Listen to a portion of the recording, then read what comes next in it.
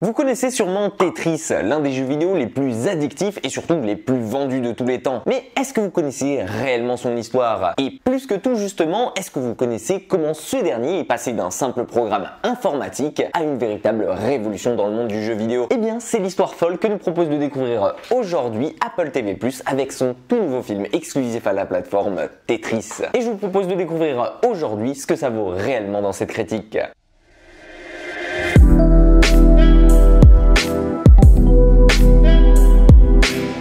Dans Tetris, vous allez suivre Taron Egerton alias Hank Rogers, un développeur assez peu connu, voire même assez raté et qui a tout misé pour son jeu de Go sur ordinateur. Seulement voilà, le jeu qu'il a développé à cette époque ne révolutionne en rien le genre et surtout n'attire pas du tout les foules. Et avec son énorme crédit à rembourser auprès des banques, la tension commence à sérieusement monter et à se faire ressentir au sein de sa vie de couple. Seulement voilà, ça c'est jusqu'au jour où il va faire la découverte de Tetris, un jeu type puzzle sur ordinateur qui ne casse pourtant pas des briques, mais qui commence à sérieusement faire parler de lui. Et ça, Hank le sait bien et il compte bien justement miser qui tout double dessus. Et l'aubaine dans tout ça, c'est qu'en plus, le marché japonais est complètement ouvert à son apparition. Entendez par là que personne n'y a encore mis les pieds et que Nintendo en personne n'en a même pas entendu parler. Et c'est comme ça que va donc commencer la course folle de Hank Rogers face à des concurrents tous plus coriaces et plus véreux les uns que les autres, qui aussi veulent profiter de la plus grosse part du gâteau. Et si à l'époque il n'est qu'un simple développeur qui va évoluer dans un monde de rapaces, il n'a pas dit son dernier mot, il compte bien récupérer les droits de Tetris coûte que coûte, quitte à mettre sa propre vie en danger en se rendant directement lui-même en URSS. Et c'est là justement que va basculer toute l'histoire de Tetris,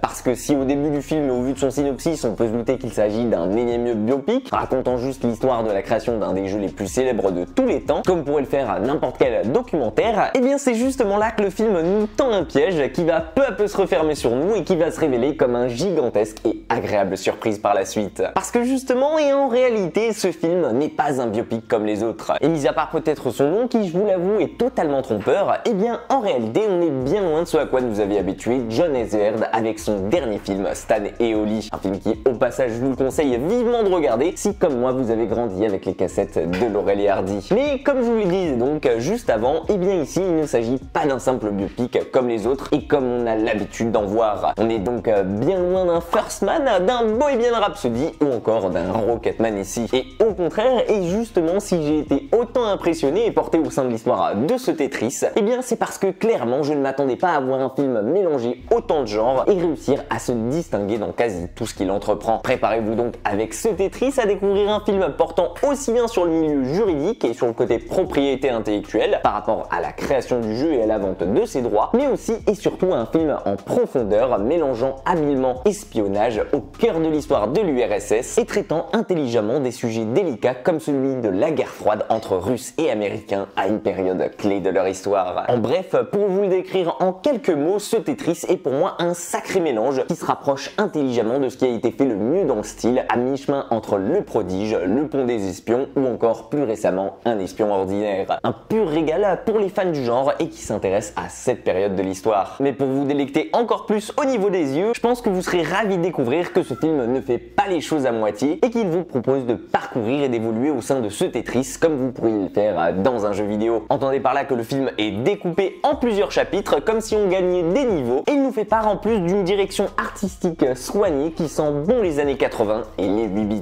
J'ai pas trop envie de vous en dire plus dessus pour pas vous gâcher le plaisir de la découverte, mais sachez néanmoins que le réalisateur a mis les petits plats dans les grands ici et qu'il y a une nette attention aux moindres détails qui est apporté aux soins du récit du film. Et que vous dire d'autre si ce n'est que Taron Egerton est encore une fois magistral dans le rôle principal. Et ce serait limite un crime de ne pas vous le mentionner ici. Et en même temps, 80% du film repose sur lui, vous allez me dire, donc heureusement pour eux. Mais personnellement, à le voir évoluer comme ça à travers ses différents rôles, qui ont été souvent mélangés entre comédie et action par le passé, et à le voir passer aujourd'hui à quelque chose de bien plus sombre et de bien plus sérieux, ça prouve justement pour moi tout le talent du grand acteur qu'il est. Et j'espère donc le voir plus souvent à partir d'aujourd'hui dans ce genre de film. En bref, vous l'aurez compris je pense, entre un très bon film sur la guerre froide d'un côté, couplé à une histoire prenante et très bien ficelée de l'autre, porté par la performance remarquable de Taron Egerton et profitant au passage d'une magnifique direction artistique et d'une bande sonore qui sent bon les années 80, et bien ce Tetris a tout simplement tous les atouts nécessaires pour se faire aimer et il prouve encore une fois qu'Apple fait un sans faute avec sa plateforme de streaming. Et vous, qu'avez-vous pensé de ce Tetris? Est-ce que vous comptez le regarder ou bien est-ce que vous avez eu l'occasion de le voir? N'hésitez pas à me donner votre avis dans les commentaires, j'ai hâte de lire tout ça. En tout cas, si la vidéo vous a plu, comme d'habitude, vous savez quoi faire, laissez-lui un like et abonnez-vous à la chaîne si ce n'est pas déjà fait. Prenez soin de vous et nous on se dit à très vite pour une toute nouvelle critique.